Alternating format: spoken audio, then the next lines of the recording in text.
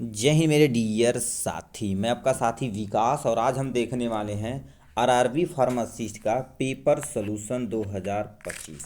इसमें हम set number एक करने वाले एकदम अच्छे तरीके से वन बाय वन करके एकदम डिटेल में। ठीक, तो आपको स्क्रॉल करके नीचे की तरफ ले जाते हैं तो ये आपके सामने यहाँ से देख सकते हैं कितना पेपर आपके सामने है। 2015 का है, 2019 का 2 सेट है और 2025 का आपके सामने 2 सेट है। तो इस वीडियो में सेट नंबर फर्स्ट जो तुम्हारे पास है, जो आपके सेकेंड टर्म में हुआ था 28/4/2025 सेकेंड टर्म में, उसको हम इस वीडियो में पूरा अच्छे से एक्सप्लेन करने वाले हैं। और यदि इसका पीडीएफ चाहिए तो इसको हिंदी और इंग्लिश मिक्स ये बैच है। ठीक है, इंग्लिश का चाहिए तो इंग्लिश का मिल जाएगा, हिंदी इंग्लिश दोनों मिक्स चाहिए तो ये भी मिल जाएगा। इसमें आपको क्या क्या मिलने वाला है देखिए, यहाँ से आप इतना प्यारा सा वीडियो यहाँ से देख सकते हैं। इतना चीज़ मिलने वाला है। 2015 का एक सेट, 2019 के 2 सेट और 2025 के 2 सेट मिलेंगे। उसके बाद प्रैक्टिस सेट भर भर के आपको मिलेगा। देखिए 20 ऐसे प्रैक्टिस सेट हैं जो हूबहू सेम टू सेम जैसे आरआरबी में पूछे जाते हैं। फार्मा प्लस में नॉन फार्मा दोनों होते हैं इसमें। अब ये तो सिलेबस वगैरह आप तो जान ही रहे हैं, सीधे अपने हम मेन मुद्दे पर चलते हैं। ठीक है, ये आपके सामने देखिए पहला क्वेश्चन आपके सामने यहाँ से दिया गया है। ठीक है, ये आपके सामने देखिए क्या क्या बोल दिया गया। रेलवे, ठीक, आरआरबी फार्मासिस्ट ग्रेड 3, ठीक है, एग्ज़ाम 2025, ये शिफ्ट 2 में जो हुआ था उसके बारे में हम यहाँ से एक्सप्लेन करने वाले हैं। अब यहाँ से पहला क्वेश्चन आपके सामने यहाँ से दिया गया, इसको हम जूम नहीं कर रहे हैं, हम नंबर देखिए ऐसे सर्कल करते चलेंगे, इसी को आपको देखना है। ये क्वेश्चन नंबर पहला क्या क्वेश्चन, हिंदी और इंग्लिश ये दोनों दिया गया। पहला क्वेश्चन आपके सामने पूछा, child proof packaging must meet the performance specification outline in, मतलब तुम्हारे पास चाइल्ड की यदि कोई भी दवाइयाँ प्रूफ की जाती, कोई भी दवाइयाँ यदि पैकेजिंग की जाती है, ठीक है, तो चाइल्ड प्रूफ पैकेजिंग को क्या मानना पड़ता है। ठीक है, इसमें ऑप्शन में दे रखा सामने पहला क्वालिटी स्टैंडर्ड देखना पड़ता, शेड्यूल देखना पड़ेगा, जीएमपी देखना पड़ेगा, या आपके सामने दे रखा चौथा ऑप्शन सीएफआर। अब देखिए क्वालिटी स्टैंडर्ड तो हर एक दवाइयाँ का देखनी ही पड़ती है कि क्वालिटी चेकअप तथा क्वालिटी एश्योरेंस वगैरह तभी मार्केट में उतारी जाती है। बट चाइल्ड के लिए ऐसा तुम्हारे पास कोई वैसा चीज़ नहीं है। शेड्यूल देखा जाए तो हर एक शेड्यूल का फिक्स दवाइयाँ होती हैं। अब आते हैं तुम्हारे पास चाइल्ड प्रूफ पैकेजिंग, यानी आपका डी वाला ऑप्शन क्या हो जाएगा, गुरुदेव, करेक्ट हो जाएगा। अब इसके लिए डी जो ऑप्शन सही है, ठीक है, डी ऑप्शन सही है। अब ध्यान से इसकी यानी एक्सप्लेनेशन नीचे देख रखे, इसमें कह दिया आपके चाइल्ड प्रूफ पैकेजिंग को, ठीक है, नियामक माप यानी मानकों के अनुसार डिजाइन किया जाता है ताकि ये सुनिश्चित किया जाए कि छोटे बच्चे आसानी से इसको खोल न सकें। क्योंकि बच्चे मान लेते हैं ज़्यादा यानी खोल लेंगे तो उनको थोड़ी ना पता कि हमको एक गोली खा ला, मार देंगे, चबा देंगे, मीठा लगेगा तो मारेंगे, पूरा पत्तवा खत्म हो जाएगा। ठीक है, और उसका निर्देश CFR यानी कोड ऑफ फेडरेशन रेगुलेशन के तहत आता है। ठीक, तो ये आपके सामने दिया गया है इसका आंसर, यानी पहले का answer is the D, is the correct option. अब स्क्रॉल करके आप जाएंगे दूसरे नंबर क्वेश्चन की तरफ, यहाँ पर आ जाते हैं। ठीक है, दूसरा नंबर क्वेश्चन यहाँ से पूछा गया। दूसरा नंबर क्या क्वेश्चन पूछा, ग्लास वेयर और metal ware can be sterilise through, मतलब जो ग्लास के सामान रहते हैं और प्लस में मेटल के सामान यानी धातु के सामान रहते हैं, कोई भी सामान रखने से पहले उन्हें स्टरलाइज करना पड़ता हो। किस मेथड से स्टरलाइजेशन किया जाता है, पहला आपके सामने डिसइंफेक्टेंट, ये तुम्हारे पास इस मेथड से नहीं किया जाता। केमिकल स्टरलाइजेशन, केमिकल से यदि करेंगे तो मेटल उसके साथ रिएक्ट करके उसकी प्रॉपर्टी थोड़ा सा लॉस कर सकती, इससे नहीं करते हैं। दूसरा आपके सामने तीसरा दे रखा हीट, ड्राई हीट स्टरलाइजेशन यानी शुष्क ताप निर्जलीकरण से किया जाता है। तो सी इज द करेक्ट ऑप्शन। अब काहे यानी ड्राई स्टरलाइजेशन किया जाता है, यहाँ पर देखिए लिख रखा क्या, ड्राई हीट स्टरलाइजेशन एक प्रभावी विधि है। ठीक, इसमें जो उच्च ताप का उपयोग करके कांच तथा धातुओं का स्टरलाइजेशन करते हैं, और इसमें हम मोस्टली क्या कर देते हैं, ओवन तथा हॉट एयर स्टरलाइजेशन का प्रयोग करते हैं, जिससे में बैक्टीरिया हो गए, कवक हो गए और सूक्ष्मजीव नष्ट हो जाते हैं। इसीलिए हर एक वस्तु को अच्छे तरीके से स्टरलाइजेशन करना जरूरी है, न तो आगे चल के वो इन्फेक्शन कॉजेज कर सकते हैं। ठीक है, अब हम आते हैं थर्ड नंबर क्वेश्चन पे। थर्ड नंबर आपके सामने यहाँ पर क्वेश्चन दिया गया है। ठीक है, थर्ड नंबर क्वेश्चन आपके सामने दे रखा है, ग्लोबल एक्सेप्टेंस यानी acceptance of the herbal drugs standard facility, मतलब हर्बल औषधियों के मानकों का वैश्वीकरण स्वीकार कौन कराता है? तो इसके लिए बैठा हुआ ICH यानी international council of the harmonisation, ये इसके कंट्रोल करती है। अब टेक्निकल यानी requirement of the pharmaceutical for human use, मतलब कोई भी व्यक्ति हर्बल प्रोडक्ट यूज करता है तो इन्हीं के, याद रखना, इनके अनुमति के बिना ये मार्केट में नहीं आ सकता है। तो इनके अनुसार देखा जाए तो सी इज द करेक्ट ऑप्शन हो जाएगा यहाँ से। ठीक, तो ये आपके सामने यहाँ पर अब इसमें कुछ मानक दिए गए, लेकिन विभिन्न देश के मानकों, नियम, ठीक है, नियमकों, मानकों और उद्योग के साथ मिलकर दवा और हर्बल के परीक्षण किए जाते हैं। उनकी गुणवत्ता, सुरक्षा आदि को यानी स्थापित की करने में सहायता करता है, तभी मार्केट में आता, उसके पहले नहीं आ सकता। तो ये आपके सामने तीसरे का क्वेश्चन का आंसर था। अब चौथा यदि जाएंगे तो आप यहाँ से क्या कर सकते हैं, देख सकते हैं चौथा आपके सामने ये दिया गया है। चौथा क्या दे रखा, आप ध्यान से सुनिए। पहले का रखा how does the inspirative flow affect the drugs, ठीक है। ठीक, तो इसमें कह दिया तुम्हारे पास शुष्क पाउडर जो होते हैं, ठीक है, deposition of the dry powder inhaler, मतलब शुष्क पाउडर इनहेलर में औषधि की निरीक्षण को श्वास प्रवाह दर को किस प्रकार प्रभावित करते हैं। तो इसमें पहला दे रखा आपके सामने उच्च, देखिए, high flow rate enhance the deep, यानी डीप मतलब अंदर तक जाती है, लंग्स डिपोजिशन करती है, तो ऐसा इसका तुम्हारे पास कोई लेना देना नहीं है। नेक्स्ट में हाई फ्लो रेट होना चाहिए और बहुत बहुत फाइन पार्टिकल होना चाहिए, तो वही लिखा उच्च प्रवाह दर द्वारा फेफड़ों के गहरे निरीक्षण को बढ़ाता है, जिससे अधिक से अधिक उस दवा का एब्जॉर्प्शन हो सका। जैसे इनहेलर वगैरह प्रयोग किया जाता है, देखेंगे मार्केट में इसे आता है, ठीक है, तो उसका प्रयोग किया जाता है। तो यहाँ पर बी वाला ऑप्शन क्यों सही है। अब क्यों सही है नीचे देखिए, उसको एक्सप्लेनेशन भी अच्छे तरीके से दिया गया, इसको अब ध्यान से पढ़िए। यहाँ से क्या लिख रखा है, शुष्क पाउडर इनहेलर, जिसको हम DPI में औषधि के फेफड़ों तक पहुँचने के लिए रोगी को श्वास प्रवाह दर यानी इनहेलेशन फ्लो रेट की भूमिका महत्वपूर्ण होती है। जब रोगी तेज व गहरी सांस लेता है तो औषधि के कण, ठीक है, औषधि के कण अधिक गतिशील होते हैं और महीन कण आसानी से डीप लंग्स तक पहुंचते हैं और औषधि का क्या हो गया, प्रभाव बेहतर होता है, और जितना फाइन पार्टिकल रहेगा उतना सूटेबल रहेगा इनहेलर के लिए।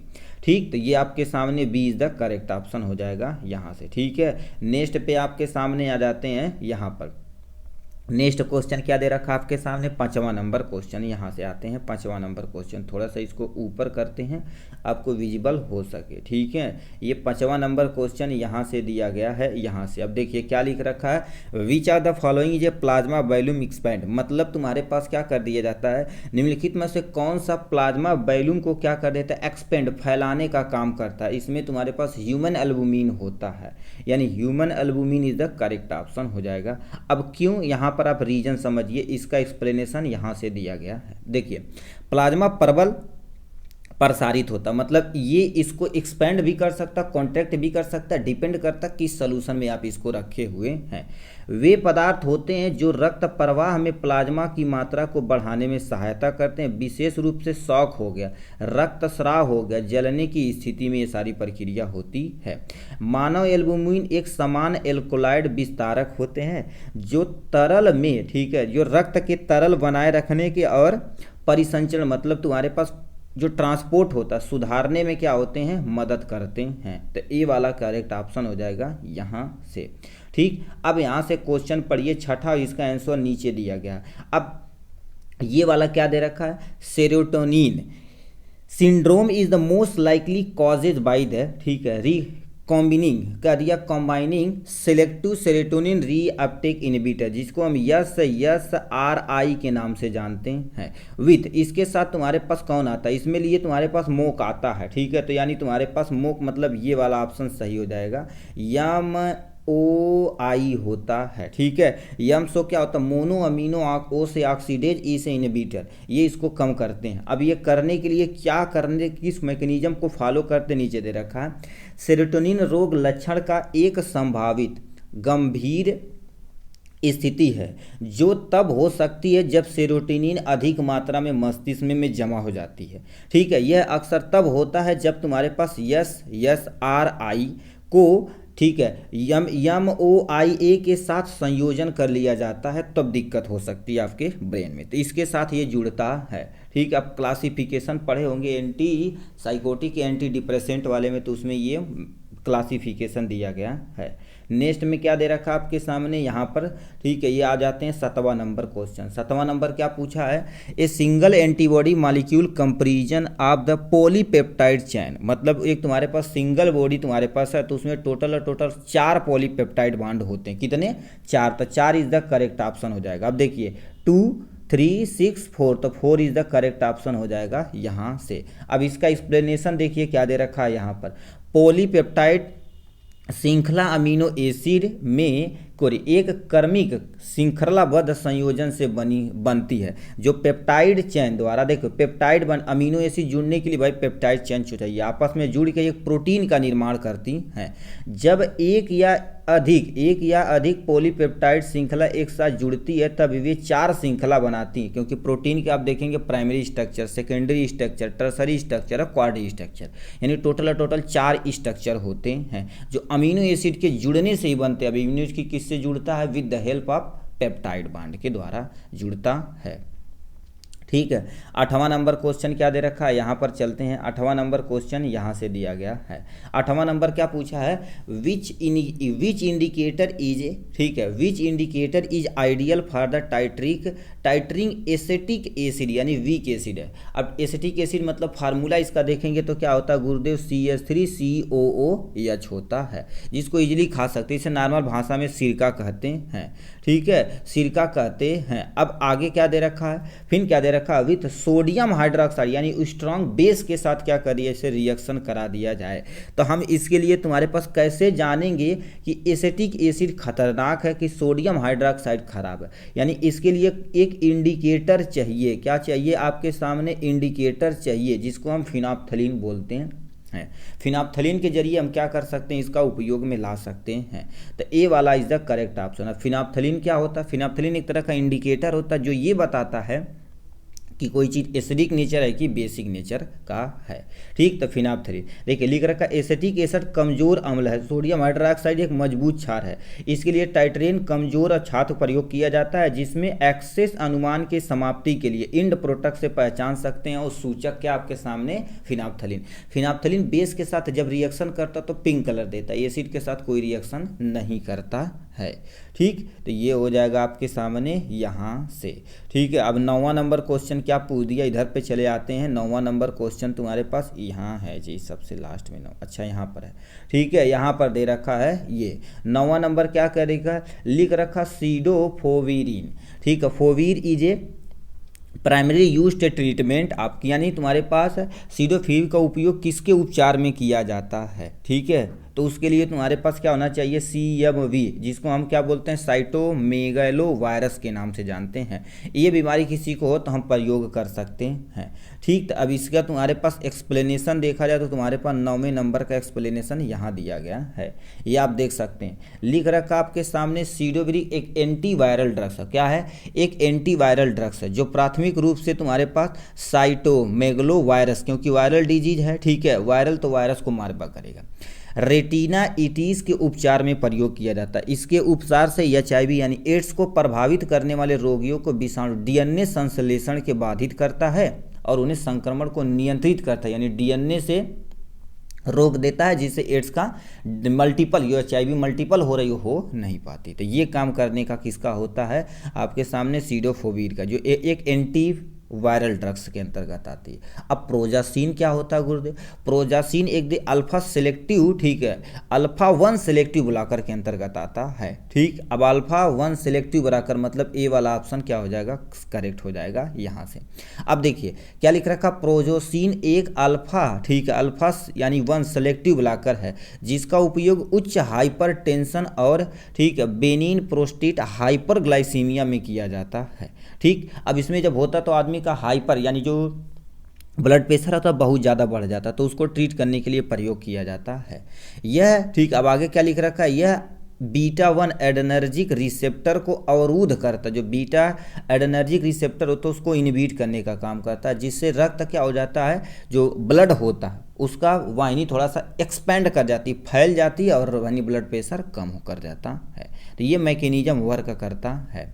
अब आपके सामने 11 नंबर क्वेश्चन क्या पूछ दिया, यहाँ पर चले आते हैं। ठीक है, 11 नंबर क्वेश्चन ये दिया गया है। ठीक है, 11 नंबर क्वेश्चन ये दिया गया, anticholinergic storage is are is, दोनों दे रखा भाई, स्लैश करना चाहिए था, इज कॉमनली यूज एज, मतलब इसका उपयोग कहाँ पर किया जाता है। ठीक है, इसका उपयोग मोस्टली देखा जाए तुम्हारे पास एग्रीकल्चर तथा हाउस होल्ड में छोटे छोटे जो इंसेक्ट रहते हैं उसको किल करने के लिए प्रयोग किया जाता है। तो पहला ऑप्शन दे रखा इंडस्ट्रियल पेस्टिसाइड में नो, एग्रीकल्चर में नो, एग्रीकल्चर में करते हैं बट खाद के रूप में नहीं करते, इंसेक्ट को मारने के रूप में करते हैं। फंगिसाइड नो, ये तुम्हारे पास agriculture in household insect के तौर पे प्रयोग किया जाता है। तो डी वाला ऑप्शन करेक्ट हो जाएगा यहाँ से। अब ये किसको किसको रोकता है, ध्यान से सुनिए मैकेनिज्म ये कैसे इसका वर्क करता है। लिख रखा एंटी कोलिनर्जिक एक एंजाइम कोलिनर्जिक स्टेरेज को अवरोध करता है, मतलब कोलिनर्जिक जो स्टेरेज रहता है उसको इनहिबिट करने का काम करता है, जिससे न्यूरोट्रांसमीटर प्रभावित होते हैं और इसे आमतौर पर कीटनाशक के रूप में प्रयोग किया जाता है। ठीक, फिर क्या लिख रखा, आर्गेनोफॉस्फेट और कार्बोनेट कीटनाशक के रूप में प्रयोग किया जाता है, जिससे कीट के न्यूरोलॉजिकल सिस्टम को बाधित करता है और कीट मर जाता है। जैसे आप 11th में पढ़े होंगे बीटी कार्टन के बारे में। ठीक है, तो उसी तरह से ये भी काम करता है। नेक्स्ट में क्या आपके दे रखा आपके सामने 12 नंबर क्वेश्चन। 12 नंबर क्वेश्चन यहाँ से दिया गया है, क्या दे रखा है। ठीक है, इन एन एक्जोथर्मिक रिएक्शन। अब एक्जोथर्मिक रिएक्शन एक ऐसा रिएक्शन होता है जिसमें ऊर्जा निकलती, याद रखना ऊर्जा निकलती है, तो इसमें एंथैल्पी क्या होगी, एंथैल्पी उस समय क्या हो जाएगी गुरुदेव, निगेटिव हो जाएगी, क्योंकि ऊर्जा निकल रही है तो ऊर्जा निकलेगी तो निगेटिव होगा। तो लिख रखा ऊष्माक्षेपी अभिक्रिया, जिसे हम एक्जोथर्मिक रिएक्शन, वह अभिक्रिया जिसमें ऊष्मा बाहर निकलती है, अर्थात परिवेश में ऊर्जा दी जाती है। एंथैल्पी डेल्टा एच और माइनस से रिप्रेजेंट करते हैं, क्योंकि अंतिम उत्पाद की कुल ऊर्जा प्रारंभिक अभिकारकों की तुलना में कम होती है। ठीक है, इसका तुम्हारे पास एग्जाम्पल क्या दे रखा आपके सामने, दहन दे रखा है, न्यूट्रलाइजेशन रिएक्शन। दहन रिएक्शन ऐसे है कि कोई चीज़ जलाए, जैसे कोयला लेंगे ऑक्सीजन की उपस्थिति में जलाएंगे, देखो कार्बन डाइऑक्साइड वाटर प्लस में आपके सामने क्या निकलेगा गुरुदेव, हीट निकलेगा। ठीक, न्यूट्रलाइजेशन रिएक्शन क्या होता है, जब एसिड और बेस रिएक्शन करते हैं तो उसमें साल्ट प्लस में वाटर कुछ मात्रा में हीट निकलती है, वो भी एक जो थर्मिक रिएक्शन है। कैटाबोलिज्म, आप ग्लूकोज इन ब्रीथ, मतलब जब सांस लेते हैं तो उसमें ग्लूकोज को तोड़ा जाता तो उसमें देखेंगे वेपर के फॉर्म में निकलता, वो भी ऊर्जा तुम्हारे पास एक्जोथर्मिक रिएक्शन के अंतर्गत आती है। तो ये सब आपके सामने एक्जोथर्मिक रिएक्शन हो गया है यहाँ से।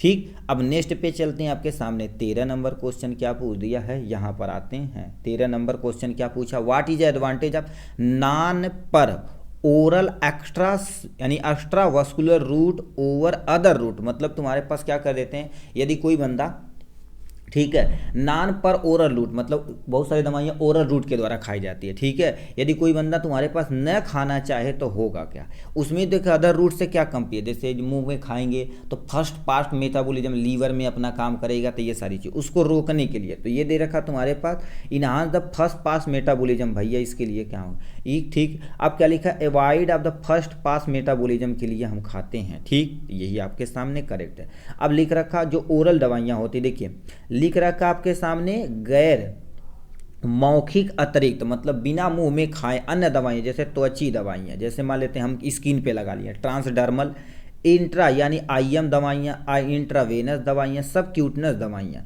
ये सब दवाइयाँ क्या होती, प्रशासन औषधि को सीधे रक्त प्रवाह में प्रवेश करती है और मार्ग को पारदान करती है। ठीक है, जिससे लीवर के प्रथम उपचय में गुजरती नहीं है। बताओ, जब लीवर में ही नहीं जाएगा, क्योंकि मुंह के द्वारा खाएंगे तभी लीवर में जाएगा, इसके बाद कहीं भी तुम लगा दो, चाहे आईवी लगा दो, चाहे आईएम लगा दो, चाहे इंट्रावेनस, चाहे इंट्राडर्मल, कोई भी लगा दो, ये अब उसमें ठीक है वर्क मुंह यानी लीवर के पास नहीं जाएगा और इसकी जैव वैधता बढ़ जाती है। ठीक, क्योंकि लीवर में जाएगा तो उसे डिटॉक्सिफिकेशन थोड़ा सा किया जाएगा, उसकी केमिकल प्रॉपर्टी थोड़ा सा घट जाएगी, तो ये रोका जाता है। 14 नंबर क्या कह दिया क्वेश्चन यहाँ पर, 14 नंबर क्वेश्चन क्या दे रखा है यहाँ पर, non competitive antagonism differ from the competitive antagonism से किस तरह से तुम्हारे पास अलग। अब याद रखना इसमें तुम्हारे पास क्या होता है, यानी लिख रखा non competitive antagonist differ from the competitive antagonist, मतलब तुम्हारे पास गैर प्रतिस्पर्धा विरोधी प्रतिजैविक और प्रतिस्पर्धा विरोधी प्रतिजैविक किस प्रकार भिन्न है, क्यों तुमको बताना पड़ेगा। इसमें सबसे मेन स्टाफ तुम्हारे पास क्या होता है, जो डोजिंग का होता, तो क्या लिखा, reduce maximum response even at the high agonist, ठीक है, डोज होता है। मतलब इसमें उच्च क्रिया प्रेरक बुक यानी खुराक पर भी अधिकतम अनुक्रिया का काम हो जाता है, ठीक है। इसमें सी तुम्हारे पास क्या आ जाते हैं, सी का एक्सप्लेनेशन यहाँ देखते हैं क्या लिख रखा है। सबसे पहले नॉन कॉम्पिटिटिव इनहिबिटर या कॉम्पिटिटिव इनहिबिटर की प्रणाली अलग अलग होती, पहले दे रखा आपके सामने यहाँ से कॉम्पिटिटिव, ठीक है, कॉम्पिटिटिव इनहिबिटर एंजाइम की यानी सक्रिय स्थल पर प्रतिस्थापना करते हैं जिससे, ठीक है, जिसमें यह सबस्ट्रेट के साथ बंध यानी बंध नहीं बनाते हैं, जिससे अधिक सबस्ट्रेट की उपस्थिति से उल्टा किया जाता है, जबकि ये क्या कर देते हैं, उससे जुड़ जाते हैं और उसकी क्षमता को कम करते हैं। इसीलिए तुम्हारे पास जो, ठीक है, कॉम्पिटिटिव इनहिबिटर होता है वो तेज़ी से वर्क करता है कंपेयर टू नॉन, ठीक। 15 नंबर क्वेश्चन क्या पूछ दिया इसका, और भी कहाँ पर है, 15 नंबर क्वेश्चन यहाँ दिया गया, ठीक है। 15 नंबर क्वेश्चन क्या पूछ दिया है, यहाँ पर आते हैं, ठीक है। 15 नंबर क्वेश्चन ये दिया गया, what quantity tool evaluate the so, यानी क्या लिखा, success of new drugs launch, मतलब क्या दिया, कौन सी ऐसी दवाइयाँ हैं, यदि नई दवाइयाँ बनाई जाती तो कैसे हम जान जाएंगे कि वो लॉन्च करने के बाद सक्सेस हो चुकी है। पहला दे रखा ब्रांड एसोसिएटेड स्टडी, मतलब तगड़ा ब्रांड बना देंगे, पहले दवाइयाँ तो बनाए तब ना ब्रांड बनाएंगे। सेल ग्रोथ परसेंटेज, यानी मार्केट में जितना ज़्यादा सेल होगा समझ जाना उतना हमारा जो लॉन्च किया गया वो सक्सेस है। तो बी वाला ऑप्शन क्या हो जाएगा, करेक्ट ऑप्शन हो जाएगा यहाँ से। अब वही चीज़ आपके सामने यहाँ से दिया गया है, देखिए क्या दे रखा आपके सामने, बिक्री प्रतिशत वृद्धि प्रतिशत एक मात्रक यानी क्वांटिटी टूल है जिसका उपयोग नई औषधि को लॉन्च में सफलता मानने के लिए किया जाता है, ठीक है, मानने के लिए किया जाता है। अब क्या दे रखा इसमें, नेक्स्ट में क्या दे रखा, नेक्स्ट पॉइंट, ठीक है, इसका उपयोग औषधि के लॉन्च के लिए यानी सफलता के मापने के लिए किया जाता है। मतलब कोई भी दवा हो, जितना तेज़ी से क्या हो जाएगा मार्केट में सेल होगा समझ जाना उतना तगड़ा काम हो चुका है, मतलब बिक्री बढ़ गई है। औसत बिक्री करते यानी देखो समय के साथ कितनी बढ़ी है उसको देखा जाता है, कितनी तेज से वृद्धि हो रही वो भी देखा जाता है, मार्केट में सफल हो रही है कि नहीं, जितना ज़्यादा बिकेगा उतना ज़्यादा वो सफल होगा, ठीक। अब क्या दे रखा गुरुदेव, मियोसिस में, मियोसिस मतलब ये आसान क्वेश्चन पूछा, मियोसिस रिजल्ट इन, मतलब मियोसिस के रिजल्ट में कितना नंबर, देखो meiosis result in dash number cell are the form, मतलब अर्धसूत्री विभाजन के फलस्वरूप कोशिका बनाती हैं 2 सेल या आपके सामने 4 सेल या 2 सेल या 16 सेल या 32 सेल, एक सेल यदि डिवीजन करेगा, मियोसिस पूछा गया है यहाँ पर, ठीक है, ठीक है। तो एक सेल तुम्हारे पास क्या कर देते हैं, टोटल 4 सेल फॉर्म करते हैं, इसमें बी दिया है, ये भी गलत दे रखा। मियोसिस एक विशेष प्रकार की कोशिका विभाजन है जो सेक्सुअल रिप्रोडक्शन के दौरान होती है, ये 2 चरण में होती है, मियोसिस फर्स्ट और मियोसिस सेकेंड। अर्धसूत्री विभाजन के अंत में 4 हैप्लॉयड कोशिकाएं बनती हैं, तो कहें बी दे लाटा मर्दे, ए मारा ने अपना ही लिख ले बाड़ा, तू ही गड़बड़ा देता टाइम, ठीक है। यहाँ पर नेक्स्ट में क्या दे रखा आपके सामने 17 नंबर, हाइड्रोजन पर oxide vapour sterilisation differ from the ethylene oxide in that is, मतलब तुम्हारे पास क्या करना चाहिए, जो हाइड्रोजन पर ऑक्साइड है तो हम क्या कर देते हैं एज एंटीसेप्टिक प्रयोग किया जाता है, वो इथाइलिन ऑक्साइड से कैसे डिफर होता है इसको बताना पड़ेगा। तो इसमें तुम्हारे पास देखिए साफ साफ लिख रखा है, यानी जो हाइड्रोजन परऑक्साइड का फार्मूला क्या होता है, H2O2 होता है, ये हो गया। अब देखिए ध्यान से क्या कह दिया है, लीव नो टॉक्सिक रेडियोसिव, मतलब कोई यानी विषात्मक अवशिष्ट नहीं छोड़ता, ये दोनों तो सही है तुम्हारे पास, ए वाला ऑप्शन सही हो जाएगा यहाँ से। अब क्या दे रखा है इसमें एक्सप्लेनेशन, देखिए हाइड्रोजन परऑक्साइड, ठीक है, जो वेपर होता है, ठीक है, वो विसंक्रमण होता है, ठीक, और एथाइलिन ऑक्साइड जो तुम्हारे पास होता है वो विसंक्रमण दोनों जीवाणु और वायरस के अन्य सूक्ष्म जीवों को मारने के लिए प्रयोग किया जाता है। HIV कोई विशिष्ट विषात्मक अवशिष्ट नहीं छोड़ते, क्योंकि यानी हाइड्रोजन परऑक्साइड को पानी और ऑक्सीजन जल के साथ अपघटित कर देता है, जिससे हानिकारक अवशेष नहीं बचता। कहने का मतलब तुम्हारे पास इथाइलिन ऑक्साइड यदि मान लेते हैं हम, आप किसी इस एरिए पे लगा देते तो वहाँ पर रहेगा, बट हाइड्रोजन परऑक्साइड पानी के साथ रहेगा, धीरे धीरे धीरे धीरे उड़ के ख़त्म हो जाएगा। वही चीज़ बहुत है, अवशेष नहीं बचते हैं। ठीक, 18 नंबर क्वेश्चन क्या दे रखा है यहाँ से, ठीक है 18 नंबर क्वेश्चन क्या पूछ दिया, यहाँ पर आते हैं। ठीक है भाई, ऊपर चल रहा है। ठीक है, 18 नंबर क्वेश्चन क्या पूछ दिया यहाँ से, लिख रखा how is bio equivalence static evaluation. मतलब तुम्हारे पास क्या लिखा, जैव समतुल्य बताना। बायो इक्विवेलेंस और का सांख्यिकीय परकलन किस प्रकार किया जाता है, उसमें तुम्हारे पास क्या होता है, एनोवा किया जाता है। ए से तुम्हारे पास एनालिसिस, आओ से आप हो जाएगा, एन एनालिसिस हो जाएगा, ओ से आप हो जाएगा, वेरिएशन से वी ए लिया गया, एनोवा जिसको बोला जाता है। एनोवा देखा जाए तो ये दोनों को मेंटेन करने का काम करता है। ठीक, तो ये बोला गया है आपके सामने यहाँ से। ठीक, अब ये तुम्हारे पास हो गया है यहाँ से 18 नंबर क्वेश्चन की एक तरफ 20 नंबर क्वेश्चन की तरफ रुख करते हैं। ये हो जाएगा 20 नंबर। क्या दे रखा, विच ऑफ द फॉलोइंग, ठीक है, which of the following governing body is the constant every 5 year by the central government. मतलब सेंट्रल गवर्नमेंट के पीसीआई करता भाई, pharmacy counselling of India, D वाला ऑप्शन सही है। ठीक है, स्टेट फार्मेसी करती है, या ड्रग्स इंस्पेक्टर करता है, या स्टेट ट्राइबल्स करता है, या फार्मेसी काउंसिलिंग ऑफ इंडिया करता है, इनके द्वारा किया जाता है। यह एक शासी, ठीक है, शासी निकाय है, जिसे फार्मेसी एक्ट 1948 के तहत स्थापित किया गया था। यह भारत में फार्मेसी शिक्षा अभ्यास, ठीक है, देख रेख करने की जिम्मेदारी इन्हीं की होती है। हर 5 साल में ये क्या होता है, पुनर्गठित होती है। ठीक, नेक्स्ट में क्या दे रखा आपके सामने, 20 नंबर क्वेश्चन। ठीक है, 20 नंबर क्वेश्चन क्या दे दिया है, यहाँ पर आते हैं। ठीक है, 20 नंबर क्वेश्चन क्या है भाई, ऊपर चला मर दे। ठीक है, 20 नंबर क्वेश्चन यहाँ से दिया गया है। क्या दे रखा, which of the following in example of absorption interaction. मतलब तुम्हारे पास क्या कर दिया गया है, निम्नलिखित में से कौन सा अवशोषण अंतः प्रक्रिया का उदाहरण है। अंतः क्रिया का उदाहरण तुमको बताना पड़ेगा। अब देखिए, कहने का मतलब जैसे कुछ दवाइयाँ होती, बोले जाते इसके साथ न खाओ, तो पहला आपके सामने लिख रखा कॉर्टिकोस्टेरॉइड बारबिटूरेट के साथ नहीं खाया जाता, इसको खा सकते हैं, कोई टेंशन नहीं।